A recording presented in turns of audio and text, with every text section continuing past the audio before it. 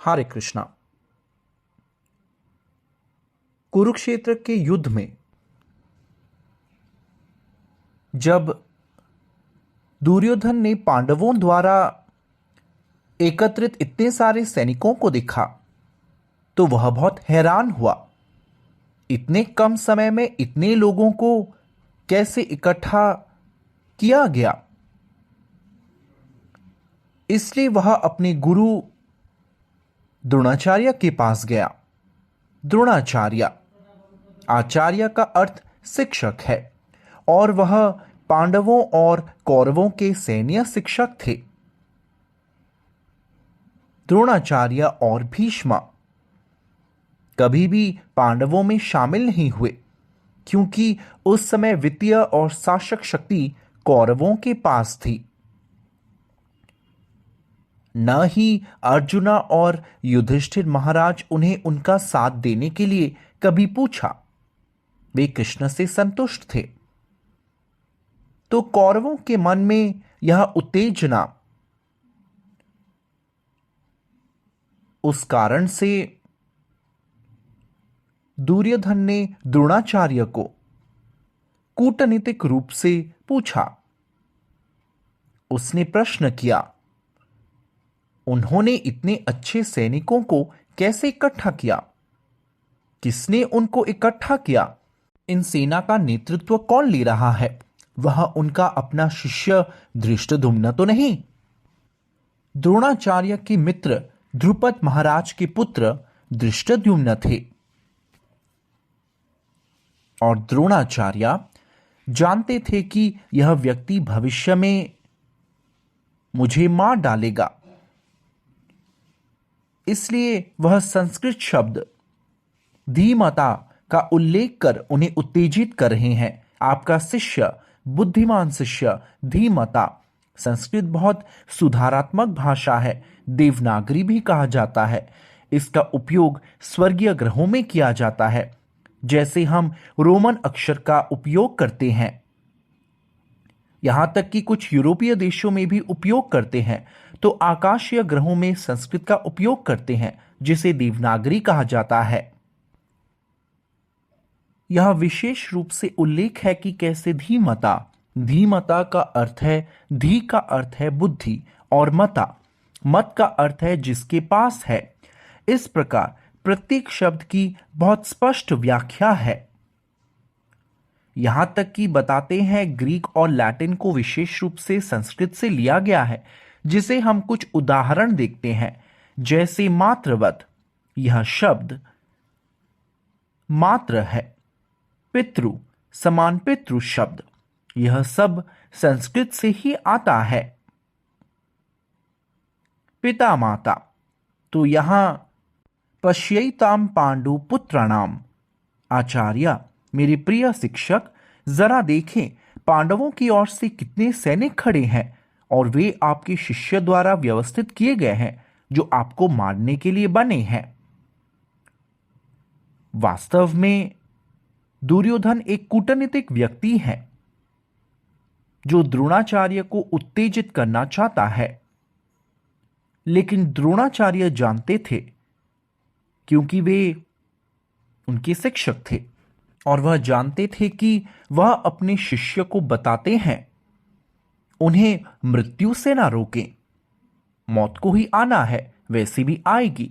इसलिए कहते हैं मृत्यु ही ईश्वर है। राखे कृष्णा मारे के। अगर कृष्णा किसी को मारना चाहते हैं, भगवान ने फैसला किया है या नियति है और उन्हें मारना है, तो उन्हें कोई सुरक्षा नहीं दे सकता। और अगर उन्हें बचना है तो कोई भी उन्हें मार नहीं सकता। वह कृष्ण का संरक्षण है। तो ऐसे कई लोग होते हैं जो मरते मरते भी बच जाते हैं। जैसे कोई घर में चल रहा हो और सीढ़ी से फिसल कर नीचे गिर जाते हैं। ऐसा नहीं कि केवल बाहर आपके साथ कोई दुर्घटना होती है, घर के भीतर भी दुर्घटना हो सकती है। बुरा कर्मा, कहीं भी कुछ भी प्रभावित हो सकता है। तो दुर्योधन सोच रहा है कि मौत आएगी, आपको अपनी सुरक्षा करनी होगी। मृत्यु से किसी की सुरक्षा नहीं हो सकती। तो यहां बताया गया है कैसे अर्जुना वह भीष्म के सामने बहुत छोटे थे, द्रोणा, कर्ण बहुत बड़े बड़े सैन्य योद्धा थे, और अर्जुना के पौत्र परीक्षित महाराज वह अपने आध्यात्मिक गुरु सुखदेव गोस्वामी के साथ चर्चा कर रहे थे। वे कहते हैं उसके दादा बिल्कुल साधारण मछली की तरह थे, मेरे दादा बिल्कुल साधारण मछली की तरह थे, और ये सेनापति बिल्कुल तिमिंगला की तरह थे। तिमिंगला का अर्थ है, हमें वैदिक साहित्य के बारे में कुछ जानकारी मिलती है कि ऐसी बड़ी मछलियां हैं जो एक बड़ी वेल को निगल सकती हैं, और बड़ी बड़ी मछलियां हैं तिमिंगला, अर्थात वह एक वेल को खा सकती है। इसलिए हम आम तौर पर कुछ एनिमेशन चित्रों में देखते हैं या सुनते हैं जहां बड़ी बड़ी ब्लू वेल एक बड़े जहाज को भी खा सकती है, उनसे ज्यादा बड़े आकार की होती है, फिर भी उन्हें बड़ी वेल निगल सकती है। इसलिए हम अभी नहीं जान सकते क्योंकि हमारे पास ज्यादा जानकारी नहीं है, लेकिन वैदिक साहित्य से हम जानते हैं कि कुछ जलीय जीव हैं जिन्हें तिमिंगला कहा जाता है, और वे बड़ी वेल्स को भी निगल सकते हैं। अर्जुन जैसे छोटे वेल को तिमिंगला जैसे बड़े वेल द्वारा निगला जा सकता था, इसलिए उनकी तुलना भीष्म द्रोणा से की जाती है, और अर्जुना उनके सामने बहुत छोटे व्यक्ति थे। लेकिन वह कैसे बच गए, यह एक रहस्य है। आप इस दुनिया के किसी भी खतरे से बच सकते हैं अगर आप सर्वोच्च भगवान की शरण में हो। लोग कहते हैं आपको मजबूत बनने के लिए आपको अपनी बॉडी बनानी होगी, अपनी बुद्धि का निर्माण करना होगा, समाज में खड़े होने के लिए शिक्षा प्राप्त करनी होगी। लेकिन कभी कभी क्या होता है, लोगों को केवल अपने शरीर, मन और अपने संसाधनों पर बहुत अधिक विश्वास होता है, लेकिन वास्तव में यह पर्याप्त नहीं है। भले ही आपके पास शारीरिक और मानसिक रूप से बहुत सारे संसाधन हो, फिर भी आप एक सफल व्यक्ति नहीं हो सकते। इस संसार में बुद्धिमानों से अधिक बहुत बड़े बड़े बुद्धिमान विद्वान थे, पर वे कभी सफल नहीं हुए। तो सफलता केवल आपकी बुद्धि पर निर्भर नहीं करती। सफलता की कुछ भूमिका निश्चित रूप से आपकी बुद्धि पर होती है, और वास्तविक बुद्धि एक उच्च शक्ति को स्वीकार करना है। यह केवल आपकी अपनी शक्ति नहीं है। यह शरीर इतना सीमित है कि यह 10, 20, 25, 30 साल तक रहता है, उसके बाद आप कमजोर होते हैं, आप बूढ़े हो जाते हैं। कभी कभी वे दिखाते हैं कि 60 साल का बूढ़ा व्यक्ति या फिर बूढ़ी औरत व्यायाम के साथ अपने शरीर में बहुत सारी मांसपेशियां विकसित की है। किस तरह इस उम्र में उनके पास इतनी सारी मांसपेशियां हो सकती है। एक व्यक्ति हमसे मिलने आया था, उसने कहा कि कैसे उनके दादाजी बहुत बड़े योग साधक थे कि वह 103 वर्ष तक जीवित रहे। तो 103 साल में भी वह बहुत तंदुरुस्त थे। गुजरने के 2 दिन पहले भी वे योग, सभी व्यायाम 1, 2, 3 कर रहे थे। तो इतना स्वस्थ होने के बावजूद मृत्यु के दिन उन्हें अपना शरीर समर्पित करना पड़ा। तो उनके फिट योगा शरीर के 100 साल, लेकिन फिर भी उन्हें इसे त्यागना पड़ा। किसी के पास योगा फिट शरीर या व्यायामशाला फिट शरीर हो सकता है और उन्हें कोई बीमारी ना हो। वैसे तो कम लोगों को बीमारियों से छुटकारा मिलती है, लेकिन मान लीजिए आप भाग्यशाली है कि आपको कोई बीमारी नहीं है या छोटी छोटी बीमारी है, तभी आपको शरीर त्यागना है। दिन बीतते ही, बूढ़े होते ही लोग अधिक से अधिक पीड़ित होते हैं। मैं एक 10 साल के लड़के के बारे में सुन रहा था जिसकी किडनी फेल हो गई थी और वह डॉक्टर के पास गया। डॉक्टर ने कुछ दवा लिखी और अगले दिन डॉक्टर ने उससे पूछा, अच्छा बताओ मैंने आपके लिए कौन सी टैबलेट लिखी है? तो बच्चे ने कहा, आप मुझसे बेहतर जानते हैं, आप डॉक्टर हैं। डॉक्टर उसका मजाक उड़ाकर कह रहे हैं कि मैं जानता हूं, लेकिन मैं चाहता हूं कि आप भी जानें। 8-10 साल के छोटे लड़के की किडनी खराब हो गई है। जरा सोचिए उसका कैसा हाल होगा। इस छोटे बच्चे का दर्द देखकर उसके माता पिता को दर्द सहना पड़ता होगा।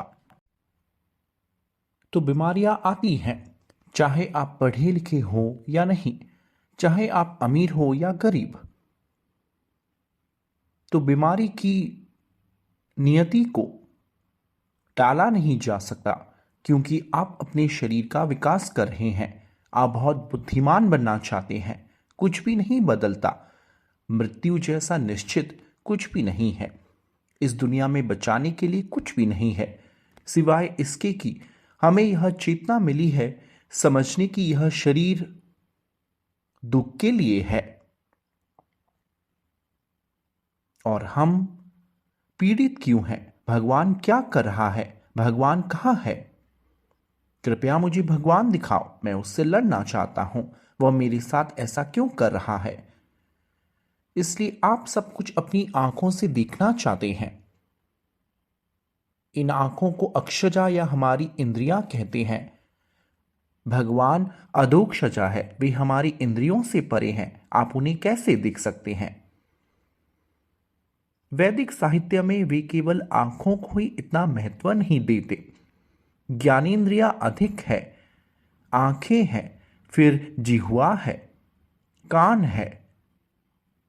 आपकी नाक से आप सूंघ सकते हैं और डोसा, पराठा, पिज्जा या ब्रेड बन रहा हो तो उसे आप जान सकते हैं। तो वह भी ज्ञान प्राप्त करने वाली इंद्रिया नाक है।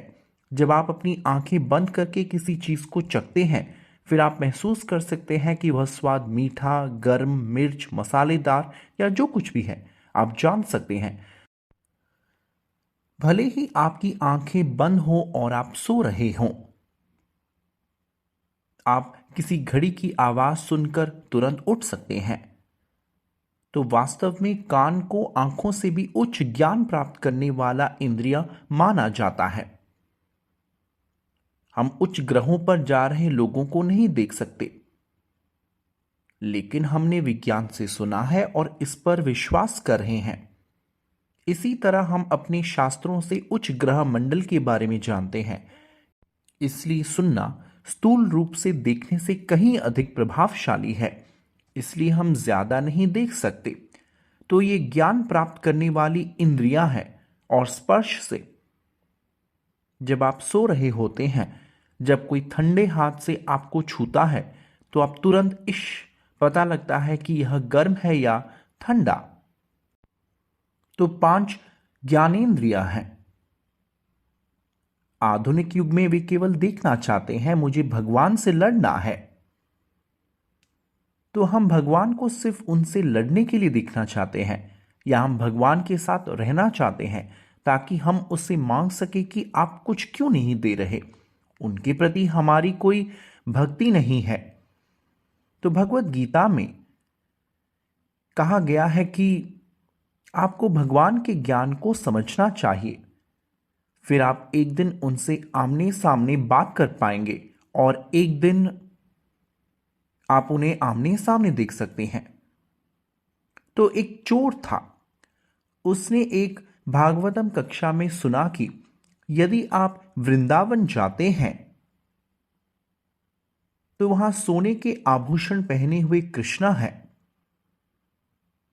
इसलिए वह वृंदावन जाकर उस लड़के को चुराना चाहता था। उन्हें इस छोटे लड़के को देखने के लिए वृंदावन जाने की तीव्र इच्छा थी। नीले रंग का लड़का जिसके शरीर पर सुनहरे गहने थे, उसे कृष्ण को देखने की इतनी चिंता हुई।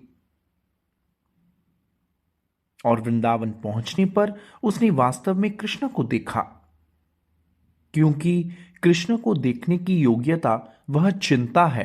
मैं उसे देखना चाहता हूं, वह इच्छा महत्वपूर्ण है। इसलिए हमें कृष्ण को भगवत गीता और वैदिक साहित्य के माध्यम से समझना है, आंख बंद करके नहीं। तथाकथित आध्यात्मवादियों का एक वर्ग है, उन्हें सहजिया कहते हैं, अर्थात वह सब कुछ बहुत हल्के में लेते हैं।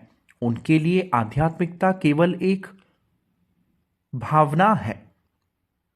वे वास्तव में यह महसूस नहीं करते कि यह भगवत गीता युद्ध के मैदान में कुछ है।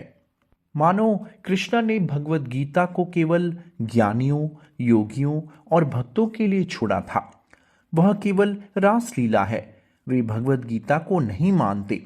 वे केवल कहते हैं कि गोपियों के साथ कृष्ण का महत्व अर्जुन के साथ कृष्ण की तुलना में है। वे वास्तव में ज्ञान का भेद करते हैं, जो सही नहीं है। सहजिया भगवत गीता नहीं पढ़ते हैं। वे भागवतम के 10वें सर्ग में कूदते हैं, जहां कृष्ण रासलीला के बारे में वर्णन करते हैं। वे यहां तक कहते हैं कि महान योद्धाओं का उल्लेख करने से क्या फायदा है, जैसे कि यहाँ युयुधाना, विराटा, द्रुपदा, दृष्टकेतु, चेकिताना, काशी राजा, पुरुजित, कुंती भोजा का उल्लेख किया गया है। कुरुक्षेत्र युद्ध की लड़ाई में योद्धाओं के इतने सारे नाम हैं जिनका उल्लेख भगवत गीता में किया गया है। उन्हें लगता है यह सब पढ़कर क्या फायदा, हम भगवान के नामों का जाप करने के लिए हैं। इन योद्धाओं के नाम जपने से मुझे क्या लाभ होगा? नहीं, कहते हैं निर्बंधे कृष्ण संबंधे युक्तम वैराग्यम उच्यते। भगवान के संबंध में कुछ भी उतना ही अच्छा है जितना स्वयं भगवान। इस निर्देश का उल्लेख है कि जब हम भगवान की इस चेतना का प्रचार कर रहे हैं तो आपको हर चीज को जोड़ना चाहिए, चाहे वह पैसा, व्यक्ति या बुद्धि हो। आपको विज्ञान के साथ इतनी सारी चीजों से निपटना होगा। सब कुछ अगर आप प्रभु से जोड़ते हैं, कोई भी भौतिक वस्तु यदि आध्यात्मिक से जुड़ जाए तो वह भी आध्यात्मिक हो जाती है। अर्जुन बाणों से लड़ रहे हैं, यह भौतिक प्रतीत हो सकता है, लेकिन वास्तव में वह कृष्ण के निर्देशों का पालन कर रहे हैं जो आध्यात्मिक है। इस तरह आपको या तो इन योद्धा नामों की उपेक्षा नहीं करनी चाहिए या हमें केवल इस तरह की चीजों से नहीं जुड़ना चाहिए, क्योंकि कृष्ण के साथ उनका एक रिश्ता था। हम इन चीजों का सही इस्तेमाल करेंगे, ये कृष्ण भावनात्मक है। बहुत सारी तकनीक है, लेकिन ये तकनीक भौतिक है, इसलिए मैं इसका उपयोग भगवान के लिए नहीं करूंगा। नहीं, इसका उपयोग क्यों ना करें? जब लोग उद्योगों में बहुत अधिक ऊर्जा खर्च कर रहे हैं और भौतिक संसाधनों को नष्ट कर रहे हैं, यदि कुछ संसाधन का उपयोग कृष्ण की सेवा के लिए की जाए तो वह भौतिक कैसे हो सकता है? वह तो आध्यात्मिक है।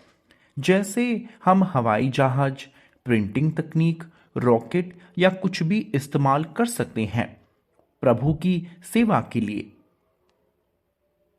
यदि आप भगवान की सेवा के लिए उपयोग नहीं कर रहे, आप जो कुछ भी बनाते हैं, जैसे टूथब्रश, शेविंग ब्रश या शेविंग ब्लेड,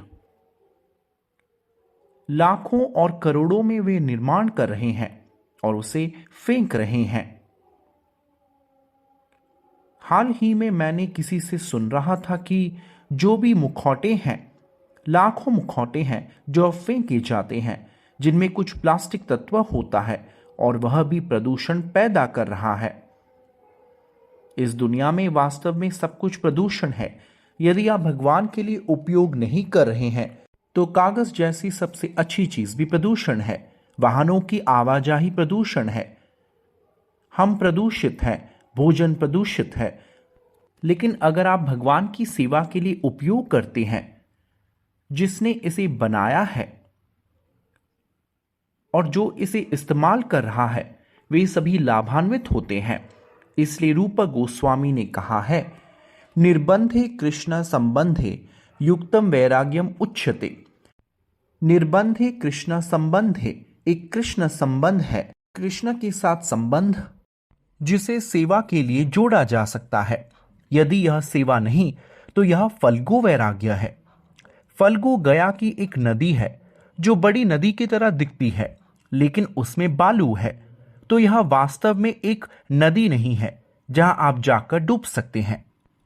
युक्त वैराग्य के विपरीत है मर्कट वैराग्य, बंदरों की तरह है, जो जंगल में रहने वाले एक त्यागी आध्यात्मवादी की तरह है। लेकिन यह एक नंबर यौन उन्मुख जानवर है। यह हमेशा अपने साथ 10 साथी चाहता है। तो तथाकथित योगी, तथाकथित आध्यात्मवादी खुद को महान आध्यात्मवादियों की तरह दिखा सकते हैं, लेकिन अंत में वे इस तरह के मर्कट या फल्गु वैराग्य के साथ समाप्त होते हैं। क्योंकि यदि आप इसका उपयोग कृष्ण के लिए नहीं करते तो इस वैराग्य का उपयोग कृष्ण की सेवा के लिए किया जाना चाहिए, न कि आपके व्यक्तिगत संतुष्टि के लिए। व्यक्तिगत रूप से आपको किसी भी चीज से जुड़ा हुआ नहीं होना चाहिए। इस दुनिया में कहा जाता है, अगर आपको सफलता के बारे में जानना है तो पहले आपको असफलता को जानना होगा। पंचतंत्र या हितोपदेश में, नैतिक शिक्षाओं में या चाणक्य पंडित का नीति शास्त्र भी कई प्रस्ताव हैं, और एक प्रस्ताव में वे कहते हैं, उपायन चिंतयत प्राज्ञोन अपायम च चिंतयेत। ये सब मुहावरे हैं। अंग्रेजी की तरह भी मुहावरे हैं, संस्कृत में भी कुछ मुहावरे हैं। वे कह रहे हैं कि एक प्राज्ञान, एक बुद्धिमान व्यक्ति न केवल उज्जवल पक्ष के बारे में सोचता है बल्कि अंधेरे पक्ष के बारे में भी। कुछ भी स्थापित करने के लिए आपको अच्छा और बुरा का पता होना चाहिए, क्योंकि ऐसी कई चीजें हैं जिनसे हमें निपटना है। हमें केवल उज्जवल पक्ष पर विचार नहीं करना चाहिए। इसलिए हमें हमेशा यह जानना चाहिए कि कोई तो होगा जो मेरे लिए कुछ समस्या पैदा करेगा, इसलिए मुझे कुछ सावधानी बरतनी चाहिए। यह बुद्धिमता है। इसलिए हमें बुद्धिमान होना चाहिए कि क्या अच्छा है और क्या बुरा। वास्तविक बुद्धिमता अंधेरे पक्ष को जानना है, ताकि आप हमेशा जागरूक रहें। और यहां एक भक्त की योग्यता है। उनके पास मूल रूप से 26 योग्यताएं हैं, और एक योग्यता है दक्ष, वह बहुत विशेषज्ञ है। अगर लड़ने की जरूरत है तो असली भक्त लड़ सकते हैं। पिछली बार की तरह हम चर्चा कर रहे थे कि प्रभु का कर्तव्य परित्राणाय साधुनाम है। वह वास्तव में अपने भक्त की खुशी के लिए आते हैं, और अगला उद्देश्य है, उनके पास 2 लक्ष्य है, भक्त की रक्षा करना और राक्षसों को मारना। इसलिए भगवान के भक्तों को दोनों तरीकों से प्रशिक्षित किया जाना चाहिए, सुरक्षा देने के लिए और दूसरी तरफ उन्हें भक्तों को प्रोत्साहन देना चाहिए। भक्तों की रक्षा और राक्षसों से लड़ने में सक्षम होने के लिए भक्तों की रक्षा कैसे करें? तो आमतौर पर भक्त अहिंसक होता है। भगवद गीता का अनुयायी अहिंसक होता है। जैसे अर्जुना अहिंसक हो गए, वह कृष्ण से कह रहे हैं कि लड़ने से क्या फायदा, जो वे चाहते हैं उन्हें आनंद लेने दो। इसलिए स्वाभाविक रूप से वह अहिंसक व्यक्ति है। भक्त स्वाभाविक रूप से अहिंसक है, लेकिन कृष्ण ने उसे प्रेरित किया कि तुम हिंसक बनो। इसलिए क्योंकि यह एक रहस्य है कि कोई कृष्ण के पास आया है और उसने कृष्ण को आत्मसमर्पण कर दिया है। कृष्ण अपने भक्त को किसी के द्वारा नाराज होना बर्दाश्त नहीं करेंगे। इसलिए उन्होंने द्रौपदी का अपमान किया था। इसलिए कृष्ण ने फैसला लिया कि उस अपमान के कारण अब मैं सभी को खत्म कर दूंगा, कोई भी वापस नहीं जा रहा। इसलिए अर्जुन तुम श्रेय लो, जो कि कृष्ण का निष्कर्ष था, क्योंकि ये कौरव और उनके पिता धृतराष्ट्र शक्ति के इतने अंधे थे जो व्यक्ति इतना अंधा है वह अच्छा शासक नहीं हो सकता। वह अपने नागरिकों के लिए सुरक्षा नहीं देंगे। हो सकता है वे कुछ शारीरिक सुरक्षा दे दें, लेकिन वे उन्हें सुरक्षा नहीं देंगे कि भगवान के पास वापस जाने के लिए एक अच्छा राज्य कैसे हो। यही कृष्ण का इस दुनिया में वापस आने का उद्देश्य था। इसलिए यहां हमें लड़ने के लिए सेना की आवश्यकता है। तो पांडवों ने लड़ने के लिए बहुत सारी सैन्य ताकत इकट्ठा कर ली थी, क्योंकि यह कृष्ण का आदेश था। लेकिन अचानक अर्जुन कमजोर हो गए और उन्हें लगने लगा कि क्या होगा, मैं कैसे और क्यों मारूं। वह बहुत कमजोर हो गए और कृष्ण इस तरह दिखा रहे हैं कि तुमको चिंता करने की जरूरत नहीं। हालांकि दुर्योधन को बहुत गर्व है और वह उन लोगों की सूची भी देता है जो वास्तव में उसके लिए लड़ सकते हैं। वह वर्णन करते हैं कि कैसे भीष्म लड़ने के लिए तैयार है, जबकि दूसरी तरफ भीम उनकी सेना का नेतृत्व करने के लिए तैयार है। तो भीम या भीष्म में कौन ताकतवर है? क्योंकि दुर्योधन हमेशा भीम को मूर्ख के रूप में दिखा। हालांकि वह बहुत ताकतवर था, लेकिन दुर्योधन ने कभी भी उसकी ताकत पर विचार नहीं किया। तो ये लोग ऐसे ही हैं। जो लोग अति अहंकारी होते हैं वे दूसरे व्यक्ति की ताकत को नहीं पहचानते। और यहां ताकत 10,000 हाथियों की या कुछ और की नहीं है। उनकी ताकत कृष्ण पर उनकी आस्था और विश्वास है। इसलिए वह दुर्योधन की तुलना भीष्म से कर रहे हैं, क्योंकि भीष्म इतने शक्तिशाली है कि पूरा राज्य उन्हीं का है। लेकिन उन्होंने इसे अपने पिता की खातिर त्याग दिया था और उन्हें शादी करनी थी। इसलिए अगली पीढ़ी पे भी इसे कभी नहीं स्वीकारा। और भीष्म बहुत ही वृद्ध थे, अपने भाई के पोते, इसलिए वे सभी उनके छोटे भाई के पोते की तरह हैं। वे वास्तव में उनके साथ लड़ने की कोशिश कर रहे हैं। इसलिए वह बहुत वृद्ध और बहुत ताकतवर हैं। और भीष्म भी वास्तव में भगवान के भक्त हैं, लेकिन वह कर्तव्य के रूप में दुर्योधन का पक्ष ले रहे हैं। तो वह भौतिकवादी कर्तव्य इस तरह के हैं। भले ही आप अच्छे व्यक्ति हों, आपको गलत पक्ष लेना होगा, क्योंकि आप अपने परिवार से जुड़े हुए हैं। इसलिए परिवार या मित्र अगर वे अधर्म के पक्ष में हैं और आप उस पक्ष को लेते हैं, भले ही आपके पास बहुत मजबूत परिवार या दोस्त हो, आपको हार स्वीकारना होगा। और शत्रु जो आपको मारने के लिए तैयार है और आप एक धर्मी पक्ष में हैं, कृष्ण के पक्ष में है, तो आपकी रक्षा की जाएगी। जो भगवत गीता की शिक्षा है, जैसे पांडवों की रक्षा की गई क्योंकि उन्होंने धर्म का पक्ष लिया। जबकि भीष्म भले ही भगवान के भक्त थे, वह अपने सामाजिक कर्तव्यों के कारण उन्होंने उनसे कुछ धन लिया है या उनके राज्य में रह रहे हैं और उन्होंने लड़ाई के समय उनकी देखभाल की है। मैं अब पांडवों का पक्ष कैसे ले सकता हूं? इसलिए उन्होंने गलत दिशा ले ली। उन्हें वास्तव में लड़ना पड़ा। एक दिन ऐसा हुआ कि दुर्योधन भीष्म की लड़ाई से नाखुश थे। तो भीष्म ने यह देखकर उन्होंने उससे कहा, दुर्योधन, ये 5 बाण कल इन 5 पांडवों को समाप्त कर देंगे। दुर्योधन ने कहा, पितामह भीष्म, कृपया मुझे 5 तीर दें। उन्होंने ले लिया और अपने शिविर में रख दिए। कृष्ण को यह सब पता चला और उन्होंने अर्जुन को भेजा कि तुम दुर्योधन के पास जाओ। और एक बार उसने तुम्हें एक वरदान दिया था जब तुमने उसकी मदद की थी और उस समय तुमने मना किया था। तो तुम अब जाकर वह वरदान मांगो और वह 5 बाण ले आओ। और जब वह दुर्योधन से मिलने वहां गए, दुर्योधन अर्जुन को देखकर बहुत खुश होकर उन्हें स्वागत किया। यह वैदिक संस्कृति है। आजकल लोग उनकी महिमा करते हैं, जो दुर्योधन या कर्ण की तरह है, या महाभारत की कई महान हस्तियां, कि वे इतने महान हैं। लेकिन कृष्ण ने वास्तव में उन्हें धोखा दिया। लेकिन वास्तव में उस युग की वह संस्कृति थी।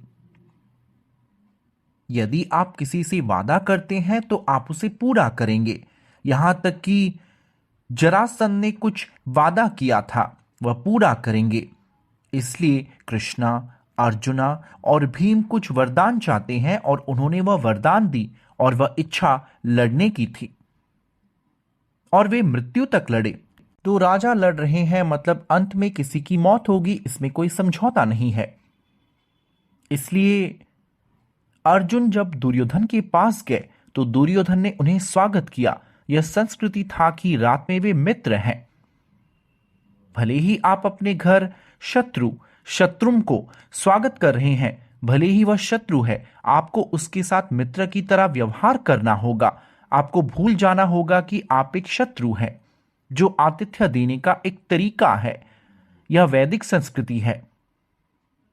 आजकल अहंकार इतना हो चुका है कि भले ही आप मित्र हों, छोटी सी गलतफहमी और वह एक करीबी परिवार के सदस्यों को भी दुनिया का सबसे बड़ा दुश्मन मानेंगे।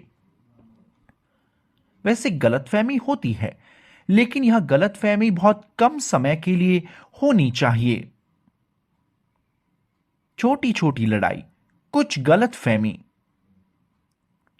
उन्हें पता है कि यह गलतफहमी हुई है, मुझे कोई फर्क नहीं पड़ता, यह मेरे परिवार के सदस्य है, उन्होंने कुछ गलती की है, मुझे उन्हें माफ कर देना होगा।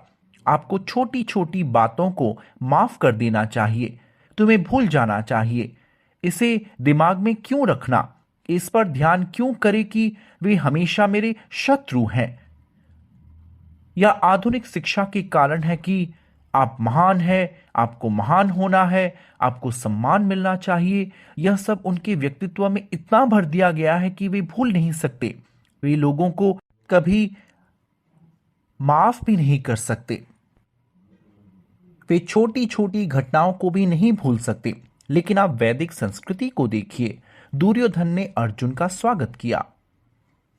फिर उन्होंने पूछा, ओ अर्जुना, आपको राज्य चाहिए?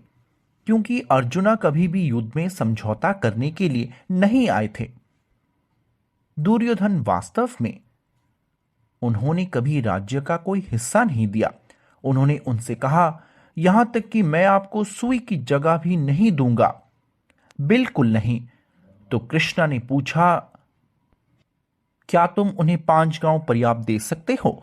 तो दुर्योधन जानता था कि आज उन्हें 5 गांव चाहिए, कल फिर वे पूरी दुनिया पर अधिकार कर लेंगे। वह जानता था कि वे बहुत ताकतवर लोग थे। उसने कहा, 5 गांव तो दूर की बात है, मैं तो उन्हें सुई तक की जगह नहीं दूंगा, बिल्कुल नहीं। लेकिन वह अर्जुन को राज्य देने के लिए तैयार थे, यदि उन्होंने भिक्षा मांगी या वरदान के रूप में मांगा। उस समय की संस्कृति देखिए, क्षत्रिय कभी भीख मांगकर कुछ भी नहीं लेते।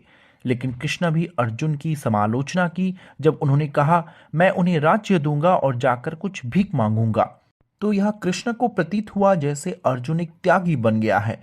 लेकिन कृष्ण ने समालोचना की, ओ अर्जुना, तुम किस प्रकार के योद्धा हो? तुम जाकर भीख मांगना चाहते हो? यह एक क्षत्रिय, एक योद्धा का अपमान है। वह कभी जाकर भीख नहीं मांगता, वह अपना राज्य खुद कमाता है। जब अर्जुन को दुर्योधन द्वारा राज्य की पेशकश की गई, क्या आप राज्य चाहते हैं?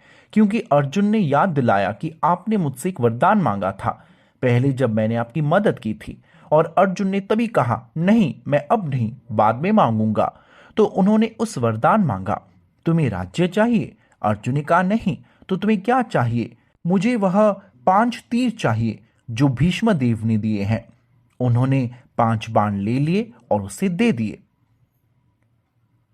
तो कृष्णा को वह 5 बाण मिल गया और अगले दिन सुबह एक बड़ी लड़ाई हुई और वहां भीष्म ने घोषणा की कि अब मैं इन 5 बाणों से अर्जुन और अन्य पांडवों को मार डालूंगा, या फिर कृष्णा को अपना वचन तोड़ देना चाहिए। तो कृष्णा मान गए और अपना वचन तोड़ दिया। और जब कृष्णा ने अपने भक्त के लिए अपना वचन तोड़ा, दोनों भक्त हैं, अर्जुना और भीष्म भक्त हैं। आप देखिए, भीष्म भी शत्रु पक्ष में एक भूमिका निभा रहे थे, क्योंकि वह एक भक्त है। वास्तव में कृष्ण आ रहे उस तीर को स्वीकार कर रहे थे और उन्हें फूल के रूप में छेद कर रहे थे, जैसे फूल गिर रहे थे। जैसे हम पूजा अभिषेक करते हैं, हम उसे भगवान के नामों के साथ करते हैं। हम भगवान को एक फूल चढ़ाते हैं। और जब अर्जुन को भीष्म द्वारा मारना होता है, और पहली बात यह थी कि भीष्म कृष्ण पर हमला कर रहे थे और उनकी दिव्य शरीर से, उनके शरीर से रक्त निकल रहा था। वह वास्तव में भौतिक रक्त नहीं है, लेकिन कृष्ण आनंद ले रहे थे। लेकिन बाहरी रूप से उन्होंने लड़ने की ताकत दिखाई। ओ भीष्म, आप मेरे मित्र अर्जुन को मारना चाहते हैं, मैं आकर आपको मारूंगा। अर्जुन ने उनके पैर पकड़ लिए। कृष्णा, कृपया आप उन्हें मत मारो। भीष्म, आपने वादा किया था कि आप युद्ध नहीं करेंगे। तो भीष्म ने तुरंत हथियार छोड़ दिए। ओ, अब मैंने अपनी इच्छा पूरी कर दी है। ये बाद वाली घटनाएं हैं, लेकिन यहाँ दुर्योधन युद्ध के मैदान में मौजूद योद्धाओं की समालोचना कर रहे हैं कि हमारी तरफ बड़े बड़े योद्धा हैं, पर उनके साथ कौन है? आखिर भीम ही तो है। तो दुर्योधन को बड़े बड़े योद्धाओं के होने का बहुत गर्व था, लेकिन मारे गए करोड़ों लोगों में से एक भी व्यक्ति अपनी भौतिक शक्ति के कारण खुद को नहीं बचा सका। और यही भगवान की सभी लोगों को एक साथ लाने की योजना थी, क्योंकि वे लोग अपनी भौतिक शक्ति पर बहुत घमंडी हो गए थे। तो इस दुनिया में जो लोग खुद को बहुत महान समझते हैं, वे सभी भाग्य द्वारा एक साथ लाए गए हैं और वे एक समय पर मारे जा सकते हैं। युद्ध के मैदान होते हैं जिसमें बहुत से लोग मारे जाते हैं, उन्हें सामूहिक कर्म कहा जाता है। जहाज दुर्घटनाएं भी होती है, कभी कभी छोटे बच्चे भी मारे जाते हैं। ये सभी सामूहिक कर्म है, यानी ये सभी कई जन्मों से जारी हैं। इसलिए वे सभी कर्म के नियम द्वारा एक साथ लाए जाते हैं और मारे जाते हैं। तो कोई भी बहुत शक्तिशाली नहीं है और ना ही शहजिया समझ सकते हैं कि उनके लिए भक्ति क्यों अपनाई जानी चाहिए। भक्ति केवल कुछ भावना है, बिना किसी उचित समझ के। भक्ति भावना भक्तों के लिए बहुत वास्तविक है, लेकिन भौतिकवादी भावुकतावादी के लिए नहीं, जो भक्त होने का दावा करते हैं। तो यहां हम देखते हैं कि कृष्णा का नाम है, जिसे कृष्णा के नामों से जोड़कर पहचाना जाना है। इतने सारे योद्धा नाम है, वह भी पारलौकिक है, क्योंकि यह कृष्णा और कृष्ण की शंख बजाने सहित उनकी गतिविधियों के संबंध में है। यह कहा जाता है दिव्यौ शंखौ प्रदत्त मतौ। कहा जाता है कि जब वे शंख बजा रहे थे तो वे साधारण शंख नहीं, वे दिव्यौ थे, आध्यात्मिक, पारलौकिक थे, और वह भगवान के सहयोगी थे। जैसे भीमा को वृकोदराह कहते थे, क्योंकि वह न केवल एक हाथी की तरह खा सकते थे, बल्कि वह अत्यंत कठिन कार्य भी करते थे। तो भीम इस प्रकार के कार्य कर सकते थे। कहा जाता है भीमा कर्मा। बंगाली की कुछ कहावतों में कहा गया है कि आपको अच्छा खाना मिलने पर आपको अपनी पीठ का बोझ उठाने में सक्षम होना चाहिए। गतिविधियों के अनुसार नाम दिया जाता है। जैसे कृष्ण को ऋषिकेश, भीम के लिए वृकोदराह। तो सब कुछ गणना के अनुसार नाम दिया जाता है। पहले ज्योतिषीय रूप से वे पता लगा सकते थे कि उनके गुण क्या है, इसलिए कृष्ण को ऋषिकेश, माधव के नाम से जाना जाता है। इसलिए उनके कार्यों के अनुसार उनके कई नाम हैं और कुछ नाम वास्तव में उनकी गतिविधियों को जानकर ही जन्म के समय दिए गए हैं। नास्तिक दानव वर्ग के लोग कृष्ण को भूलना चाहते हैं, इसलिए भगवान ने उन्हें भूलने के लिए उन्हें बुद्धि थी। कृष्ण ऋषिकेश है क्योंकि वे इंद्रियों के भगवान हैं और वह जानते हैं अगर कोई उन्हें भूलना चाहता है तो वह उन्हें भूलने की बुद्धि देते हैं। उन्हें भगवान को कैसे भूलना है? वे बहुत सारी व्याख्याएं देते हैं कैसे कोई ईश्वर नहीं है। तो यहां हम देखते हैं कि कृष्णा अर्जुन के प्रति इतने स्नेही है और वे अर्जुन को प्रोत्साहित कर रहे हैं कि तुम उठो और युद्ध करो। पहले भी बलराम अपनी बहन को दुर्योधन को सौंपना चाहते थे, लेकिन कृष्णा अर्जुन से बहुत स्नेह करते थे, इसलिए उन्होंने अपहरण की व्यवस्था की और क्षत्रिय विवाहों में अपहरण करना बहुत आम बात थी और अपने स्नेह के कारण उनका विवाह करवाया था। और इस तरह का विवाह बहुत आम है और ऐसा भी कहा जाता है क्षत्रियों में। उनकी एक और बात है कि वे किसी भी युद्ध या शादी से इनकार नहीं कर सकते। यहां तक कि भीष्म को भी पहले श्राप दिया गया था क्योंकि उन्होंने अपने छोटे भाई विचित्र वीर्य से शादी करने के लिए कुछ राजकुमारियों का अपहरण किया था और 2 लोगों को उन्होंने उनके लिए अपहरण कर लिया था और उन्होंने बताया मैंने उनके लिए अपहरण किया था, न कि मेरी शादी के लिए, क्योंकि वह ब्रह्मचारी है, वह शादी नहीं करेंगे। तो उनमें से एक बहुत क्रोधित होकर उसने तपस्या की कि अगले जन्म में वह भीष्म को मारने के लिए जरूर पैदा होगी। तो यह वास्तव में एक अपराध पैदा कर सकता है। वह वास्तव में परशुराम के पास गई थी। महाभारत में बहुत सारी कहानियां हैं, लेकिन शादी के लिए आए किसी व्यक्ति को क्षत्रिय कैसे मना नहीं कर सकते। भीम के साथ भी ऐसा ही हुआ। भीमसेन वास्तव में एक राक्षसी से मिले, वे राक्षस हैं। वह भीम से विवाह करना चाहती थी। वास्तव में हिडंबासुर को भीम ने मारा और उसकी बहन हिडंबी भीम से शादी करना चाहती थी। तो भीम कैसे स्वीकार कर सकते हैं? इसलिए वह धर्मराज युधिष्ठिर महाराज से पूछा, देखिए मैं उनसे विवाह करना चाहती हूं पर वे इनकार कर रहे हैं। तो युधिष्ठिर महाराज ने तुरंत कहा, नहीं भीम, भले ही वह एक राक्षसी हो, आपको उससे शादी करनी होगी। तो क्षत्रिय किसी राजा या किसी ब्राह्मण की शक्ति प्राप्त करना वैदिक काल में प्रत्येक का एक कर्तव्य था। यदि आप एक शक्तिशाली व्यक्ति है, ऐसा नहीं कि आप बच सकते हैं। एक क्षत्रिय का कर्तव्य था, अगर बुलाए तो उसे लड़ना या जुआ खेलना पड़ता है, या क्षत्रिय को विवाह के लिए बुलाया जाए तो उसे विवाह करने के बाद उनकी देखभाल करनी है। शादी करने के लिए पर्याप्त लोग ना हो तो राजा को सारी महिलाओं को सुरक्षा देनी होगी और किसी राजकुमारी की शादी होने पर वह दूसरे राज्य में जाती थी। उसके सखियां भी उसके पीछे पीछे जाते थे और उनका विवाह भी कभी कभी राजा द्वारा किया जाता था और उनके बच्चों को दासी पुत्र कहते थे। उन्हें सभी अधिकार दिए जाते थे। जैसे विदुरा पांडवों या कौरवों की गद्दी नहीं ले सकते थे, लेकिन उन्हें अपने भाई की तरह ही माना जाता था।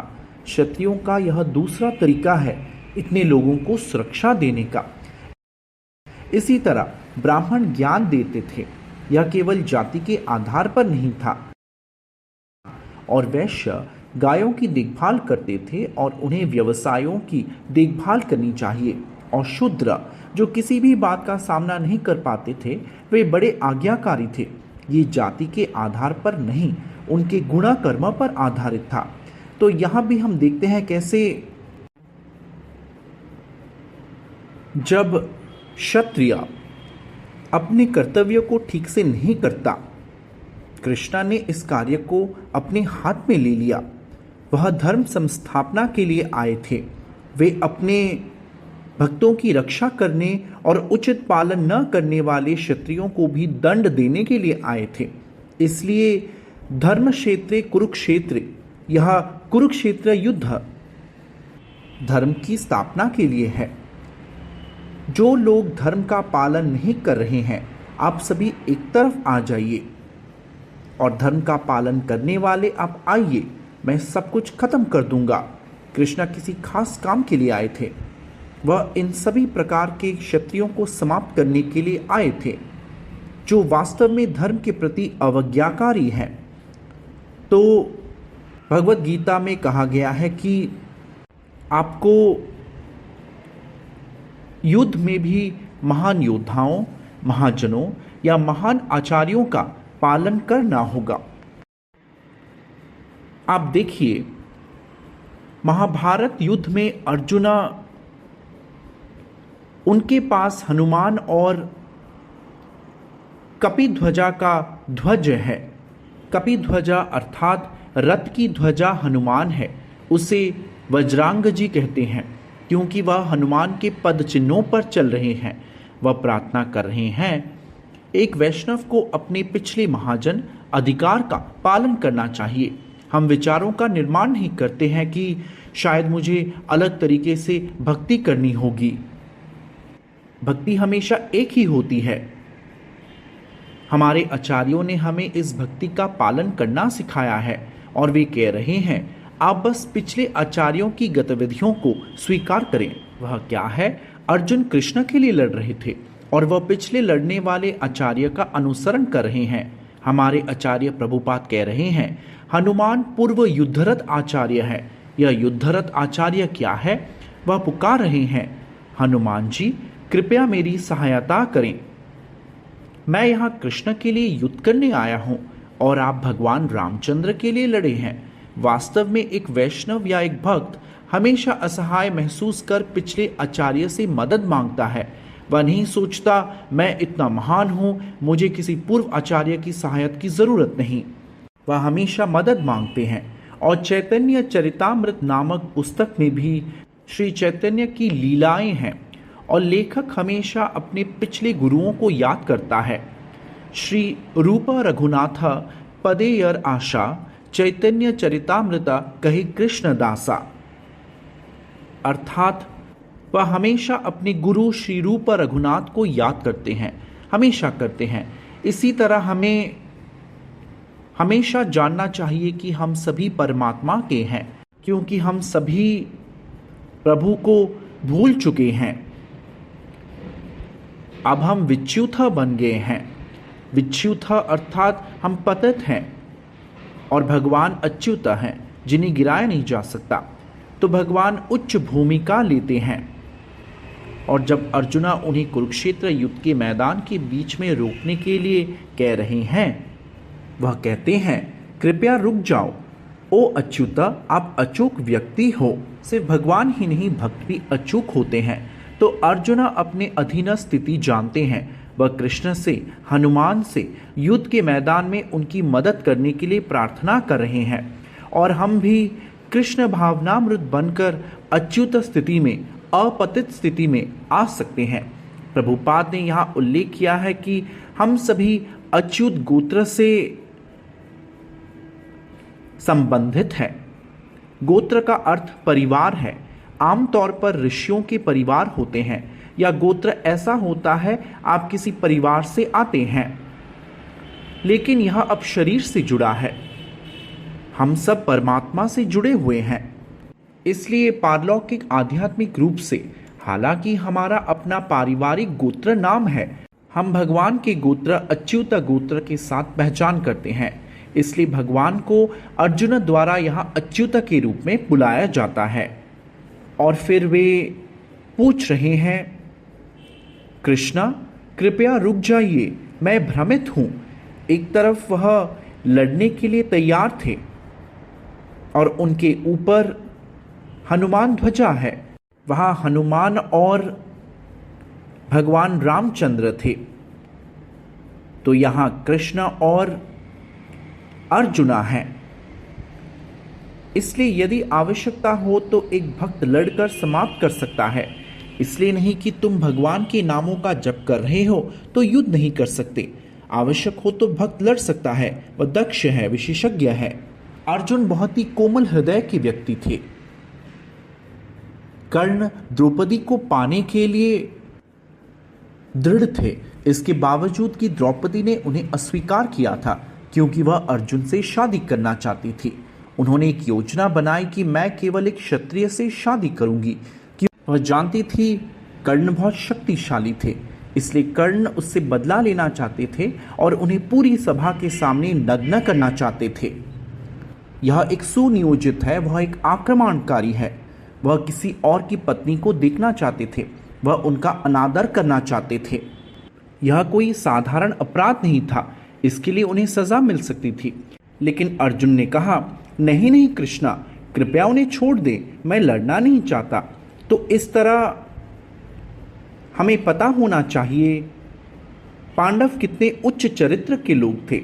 और यहाँ भी धृतराष्ट्र को धृतराष्ट्र दुर्बुद्धिर के रूप में माना जाता है, क्योंकि दूसरों की संपत्ति हड़पना एक सज्जन व्यवहार नहीं है। तो यहाँ यह कहा गया है, तेना त्यक्तेना भुंजिथा मा गृदः कस्यस विधानम। यह वैदिक आदेश है कि हमें केवल वही स्वीकार करना चाहिए जो आपको दिया गया है। अन्य संपत्ति पर अतिक्रमण न करें। सब कुछ भगवान का है और आप प्रसाद के रूप में जो कुछ भी आवश्यक हो ले सकते हैं। इससे इस दुनिया में शांति आएगी, क्योंकि इस दुनिया में वास्तव में कोई भी शांत नहीं है, क्योंकि हर कोई दूसरों की संपत्ति पर कब्जा करने की कोशिश कर रहा है, चाहे परिवार के सदस्यों के बीच हो या देशों के बीच। एक देश दूसरे देश पर कब्जा करना चाहता है, लेकिन सब कुछ भगवान का है। इसलिए शांति का सूत्र है सब कुछ प्रभु को सौंप देना, और फिर हम लेते हैं जो आवश्यक है। 5000 साल पहले केवल एक ही सम्राट था, लेकिन सब कुछ इतनी अच्छी तरह से देखभाल किया जाता था, क्योंकि कोई भी दूसरे की संपत्ति का अतिक्रमण नहीं करना चाहता था। और दूसरों की संपत्ति का अतिक्रमण करने पर भगवान स्वयं धर्म संस्थापना के लिए आते थे और उचित राजा नियुक्त किया जाता था। तो प्रभुपाद उल्लेख कर रहे हैं, जब हम यात्री हैं, चालक भगवान हैं। मशीन भौतिक ऊर्जा माया द्वारा बनाई गई है। यंत्र रूढ़ानी माया, जैसे मोटर कार किसी के द्वारा बनाई जाती है, यात्री होता है। इसी प्रकार यह शरीर माया द्वारा निर्मित है। तो मैं एक यात्री हूँ। फिर हम ड्राइवर से पूछते हैं, तुम इधर जाओ उधर जाओ। वैसे ही अर्जुन कृष्ण से कह रहे हैं, आप वहां जाओ। अगर मैं इस दुनिया में कुछ चाहता हूं तो हमें पता होना चाहिए, इससे पहले कि मैं देखूं कि सूरज आ गया है, भगवान की कितनी ऊर्जाएं हैं वे देख रहे हैं। तब हृदय के भीतर परमात्मा देख रहा है। मान लीजिए आप कुछ खाना चाहते हैं, किसी को मारना चाहते हैं या किसी को नुकसान पहुंचाना चाहते हैं, इससे पहले कि आप देखें, परमात्मा ने आपको देख लिया है। तो भले ही इस दुनिया में कुछ बुरी चीजें होती हैं, वह भी भगवान द्वारा स्वीकृत होती है, भगवान की इच्छा से नहीं। एक न्यायाधीश की तरह वह एक व्यक्ति को कह रहा है, तुम्हें फांसी पर लटकाया दिया जाएगा, ऑर्डर ऑर्डर, तुम्हें फांसी की सजा होगी। और कोई कहेगा कि आपको कुछ समस्या हो रही है या पैसा सरकार को देना है, वह कुछ पैसे मंजूर करता है। तो न्यायाधीश या मजिस्ट्रेट की उन अपराधियों या उन लोगों के साथ किसी भी प्रकार की मित्रता नहीं है जिन्हें वह न्याय दे रहा है, वह अलग है। लेकिन फिर भी उसे राज्य के कानून से सजा देनी पड़ती है। इसी प्रकार प्रकृति के नियम से इस शरीर को कष्ट होता है, लेकिन आत्मा को नहीं। आपको यह नहीं सोचना चाहिए कि भगवान हमें कष्ट दे रहे हैं। भगवान सुधार दे रहे हैं इस जन्म मृत्यु के चक्र से बाहर आने के लिए, अच्छा शरीर बुरा शरीर देकर। और सब कुछ के बाद एक दिन हमें एहसास होगा, ओ मैं इस दुनिया में क्यों पीड़ित हूं, इतनी सजा मिल रही है मुझे, इतनी दौलत है मेरे पास, क्या करूं इन सब का, मुझे इससे त्यागना होगा। तो यह है भगवत गीता की शिक्षाएं। और इस भगवत गीता को समझकर हम जानेंगे कि इस समस्या से कैसे निकला जाए। और भगवत गीता जीवन की दृष्टि है। भगवद गीता केवल सन्यासियों या ब्रह्मचारियों के लिए नहीं है। दरअसल भगवद गीता के पहले श्रोता एक पारिवारिक व्यक्ति थे। अर्जुन एक फौजी आदमी थे। वह त्यागी नहीं थे। वे घर में बैठकर माला धारण कर जप करने वाले आध्यात्मवादी नहीं थे। तो भगवद गीता से एक और सीख मिलती है कि आप चाहे किसी भी पद पर हो, चाहे आप एक डॉक्टर, इंजीनियर या आपके जो भी पद ग्रहण किया हो, कोई फर्क नहीं पड़ता। आप भगवद गीता की शिक्षाओं को वैसे ही अपना सकते हैं जैसे अर्जुन ने किया था। अर्जुन को एक महान भक्त के रूप में चुना गया क्योंकि वह कृष्ण के मित्र थे। उन्होंने कृष्ण की आज्ञा का पालन किया, उन्हें वैसे ही स्वीकार किया जैसे पिछले आचार्यों ने उन्हें किया था। और वह सन्यासी नहीं थे। तो गृहस्थ ही नहीं सन्यास भी मानते हैं, सन्यासी ही नहीं ब्रह्मचारी भी मानते हैं। भगवद गीता सभी के लिए है। अगर कोई अपने दुखों से बाहर आना चाहता है तो एक उपाय है, वह भगवद गीता है। तो आपके जीवन में भगवद गीता को अपनाएं और गीता मैराथन या गीता जयंती के दौरान आपको इस ज्ञान को वितरित करने का अवसर दिया गया है। इसे बहुत गंभीरता से लें क्योंकि हो सकता है आज आप गंभीर ना हों और हम इसे पढ़ रहे होंगे, लेकिन हम यह नहीं जानते यह ज्ञान दूसरों को कैसे देना है। लेकिन ये किताबें आध्यात्मिक टाइम बॉम्ब की तरह हैं। जब वे भगवद गीता के किसी ईमानदार छात्र के हाथ लग जाते हैं तो वे इसे अपने जीवन में बहुत गंभीरता से ले सकते हैं। भगवद गीता वितरण मौसम के दौरान बहुत सारी भगवद गीता पुस्तक मैराथन कहानियां हैं जो अतीत में घटित हुई हैं। जैसे एक व्यक्ति आत्महत्या करने वाला था और उसने फांसी लगाने के लिए सब कुछ तैयार कर रखा था और किसी ने उसके घर का दरवाज़ा खटखटाया और वह नीचे उतरा। उसने सोचा ठीक है, कोई दस्तक दे रहा है, उसके बाद वैसे भी मैं मर रहा हूँ, इसलिए दरवाज़ा खोला तो एक व्यक्ति के हाथ में कुछ किताबें थी और उसने कहा क्या आप कृपया इन किताबों को ले सकते हैं। उसने कहा मेरी ज़िंदगी संकट में है। उस व्यक्ति ने कहा ये किताबें बिल्कुल आपके लिए हैं, कृपया इसे पढ़ें।